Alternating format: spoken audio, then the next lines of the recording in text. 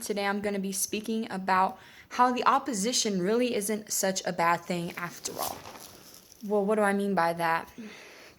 Well, I'm going to explain. I'm just going to read a little bit of John 16, verse 33. It says, I have told you these things so that you may have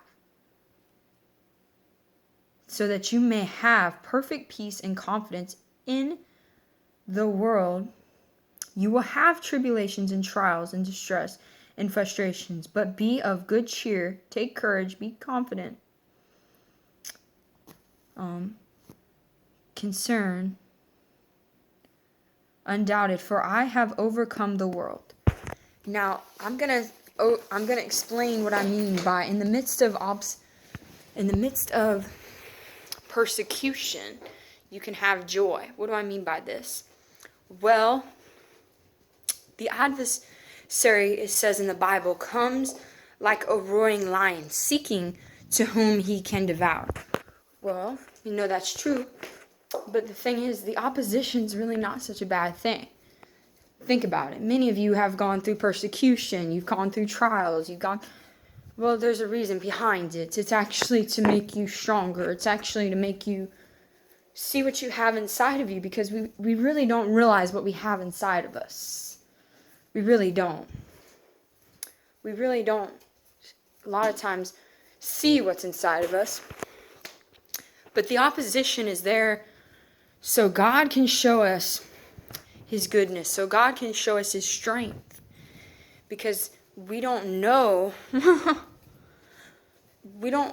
His strength until we go into an opposition, because in the opposition, we have to truly trust God. We have to truly rely on Him like our lives depend on it, because they do. In the midst of persecution, we should praise God, because let me give you an example. Paul and Silas, they praised God in the midst of an uncomfortable position. It was an opposition. They were in prison. They could have gotten frustrated. They could have started murmuring and complaining. No. They started worshiping. They started praising God. When it seems like a terrible time to praise God, that's actually when you should start praising God. When it seems like you shouldn't praise God, that's actually when you should start praising God. So, they start praising God and worshiping God in the midst of this. And then you know what? God delivered them because they were praising and worshiping. God busted the prison door open, set them free. See, when you praise God in the midst of your opposition, God actually gives you the breakthrough. So see, there's a hidden blessing in the opposition. So instead of murmuring and complaining, let's just rejoice. Let's just be glad, because the opposition it's uncomfortable, yes, but it's actually there so we can see what strength we actually have, because we actually have more strength than we realize. And you don't really realize how much strength you have until you're face to face with the opposition, until you come to the opposition. See, the opposition, it's not such a bad thing after all.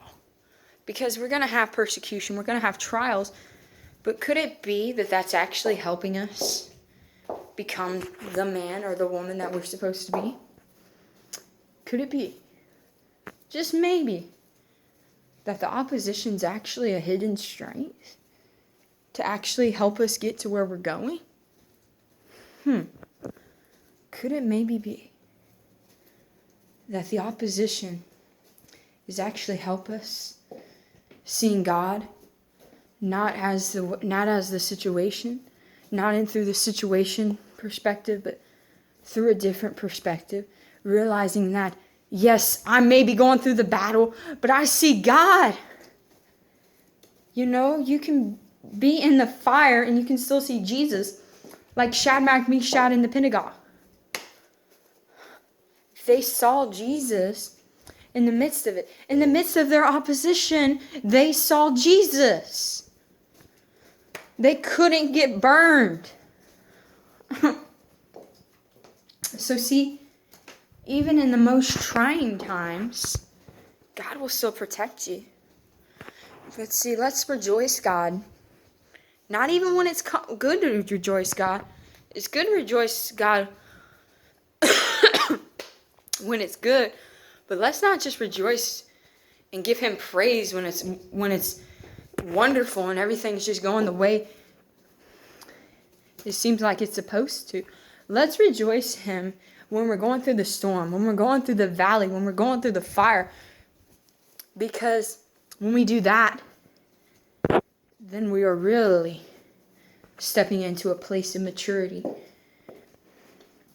And see, the opposition, that's when we become a lion. When we go through the opposition, that's when we go through.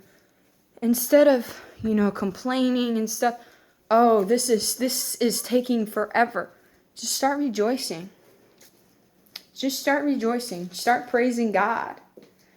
Because it's easy to praise God when everything is going the way it's supposed to go, it seems. But if it doesn't go the way we feel it should go, we tend to get upset. But why is that when it could be all done by design? God sometimes has to teach us the same thing that he's tried to teach us, because we as humans tend to get proud. We tend to think we know it all, but the thing is, God knows better than we know. So, when the opposition comes, sometimes it's because God's trying to teach us something. He's trying to teach us the same thing that he's tried to teach us before. But now we're at a position where we're like, okay, God, I'm going to listen to you. And the opposition is actually training us to see the way he sees us, to see ourselves the way he sees us. I love you guys. I'm going to do more of these teachings just to encourage you guys. Love you guys. I hope you have a Merry Christmas and a Happy New Year.